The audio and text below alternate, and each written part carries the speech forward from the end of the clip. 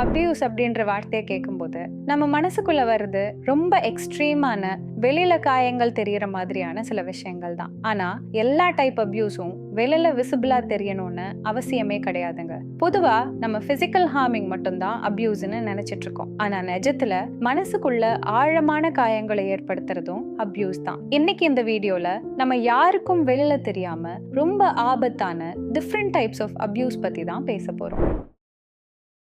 1. Emotional abuse. ஒரு ரிலேஷன்ஷிப்ல ஒரு பிரச்சனை வரும்போது பார்ட்னரை 4 பேருக்கு முன்னாடி பப்ளிக்கா அசிங்கப்படுத்துறது, தேவையில்லாம இன்சல்ட் பண்றது, புல்லி பண்றது எல்லாமே இதுக்குள்ளதான் வரும். இன்னொரு வகையான எமோஷனல் அபியூஸ் என்னன்னா கேஸ் லைட்டிங். அதாவது உங்களுக்கு நல்லா ஞாபகம் இருக்கிற ஒரு விஷயத்த இல்ல நீ தப்பா சொல்ற, உனக்கு தான் பைத்தியம் பிடிச்சிருக்கு, அப்படி ஒன்றும் நடக்கவே இல்லைன்னு உங்களையே டவுட் பண்ண வைப்பாங்க. நீங்க உங்க ஃபீலிங்ஸை சொல்லும் போது இதுக்கெல்லாம் போய் யாராச்சும் அழுவாங்களா, நீ ரொம்ப ஓவர் ரியாக்ட் பண்றேன்னு உங்க இமோஷன்ஸை கொஞ்சம் கூட மதிக்க மாட்டாங்க. அடுத்த டைப் வெர்பல் அபியூஸ்.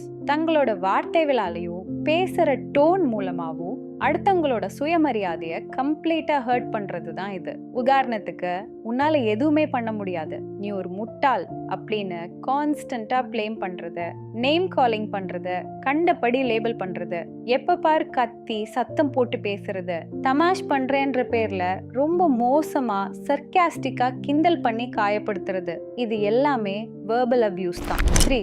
மேனிப்புலேஷன். உங்களோட முடிவுகளை அவங்க டைரக்டா கண்ட்ரோல் பண்ண மாட்டாங்க, ஆனா ரொம்ப ஸ்னீக்கியா இன்டைரக்டா கண்ட்ரோல் பண்ணுவாங்க. எப்படின்னா, அவங்களுக்கு தேவையான ஒரு விஷயத்த நீங்க செய்யணும்னு நினைப்பாங்க, ஆனா அதை நேரடியா கேட்காம உனக்கு உண்மையில என் மேல லவ் இருந்தா நீ இதை செய்வ அப்படின்னு பேசுவாங்க. இல்லைன்னா அவங்க நினைச்சதை நீங்க செய்யற வரைக்கும் உங்க கூட பேசாம முகத்தை தூக்கி வச்சுப்பாங்க. உங்களை பயங்கரமா கில்ட் ட்ரிப் பண்ணி உங்களாலதான் அவங்க கஷ்டப்படுற மாதிரி ஒரு விக்டிம் கார்ட் பிளே பண்ணி உங்களை அவங்க நினைச்சபடி ஆட வைப்பாங்க.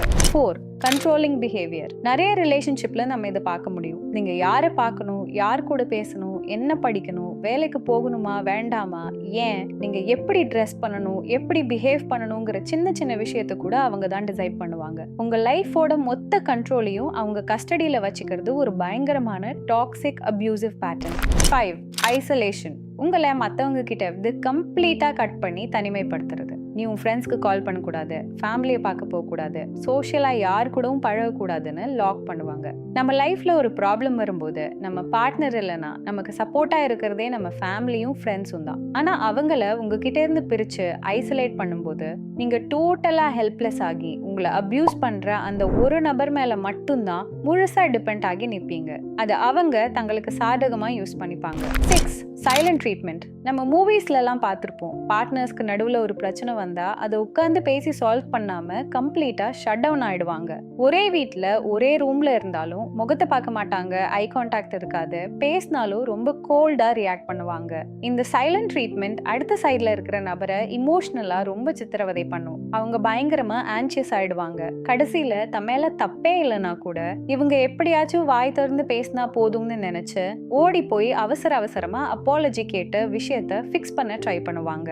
இதுவும் ஒரு டைப் ஆஃப் அபியூஸ் தான். 7. Financial abuse. பண ரீதியான கட்டுப்பாடு. நிறைய ரிலேஷன்ஷிப்ல நடக்கும், ஆனா இது அபியூஸ்னே பல பேருக்கு தெரியாது. அதான் ஃபினான்ஷியல் அபியூஸ். நம்ம டெய்லி லைஃபுக்கு பணம் எவ்வளவு இம்பார்ட்டன்ட்னு நமக்கு தெரியும், ஆனா அந்த பணத்தை வச்சு உங்களை ஓவரா கண்ட்ரோல் பண்ணுவாங்க.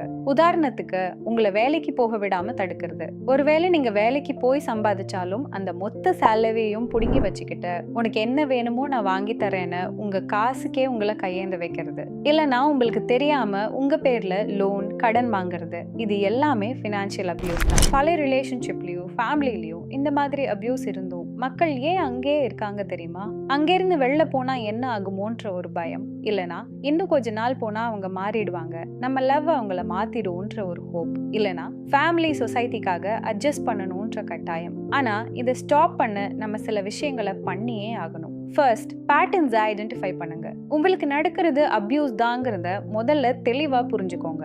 Support system. உங்க ஃப்ரெண்ட்ஸ் மற்றும் ஃபேமிலி கிட்ட ஹெல்ப் கேட்க தயங்காதீங்க.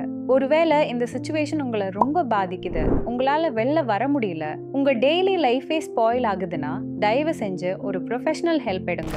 ஒப்பம்ல நம்ம கிட்ட 24/7 தெரப்பி சப்போர்ட் அவைலபிளா இருக்கு. நீங்க இந்த மாதிரி ஒரு கஷ்டமான சிச்சுவேஷன்ல இருக்கீங்க, ஒரு ப்ரொஃபஷனல் உங்க கூட இருக்கணும்னு நினைச்சீங்கன்னா செஷன் புக் பண்றதுக்கான லிங்க் டிஸ்கிரிப்ஷன் பாக்ஸ்ல இருக்கு, செக் பண்ணி பாருங்க. உங்களோட ரிலேஷன்ஷிப் எவ்வளோ ஹெல்த்தியா இருக்கு, அதோட நிஜமான ரியாலிட்டி என்னன்னு தெரிஞ்சுக்கனா நம்ம டீம் ஆஃப் சைக்காலஜிஸ்ட் ஒரு ரிலேஷன்ஷிப் அசஸ்மெண்ட் ஃபார்ம் ரெடி பண்ணியிருக்காங்க. அதோட லிங்க்கும் டிஸ்கிரிப்ஷன்ல இருக்கு. இந்த மாதிரி இன்னும் நிறைய மென்டல் ஹெல்த் மற்றும் ரிலேஷன்ஷிப் கண்டென்ட்டுக்கு நம்ம பேஜை சப்ஸ்கிரைப் பண்ணுங்க.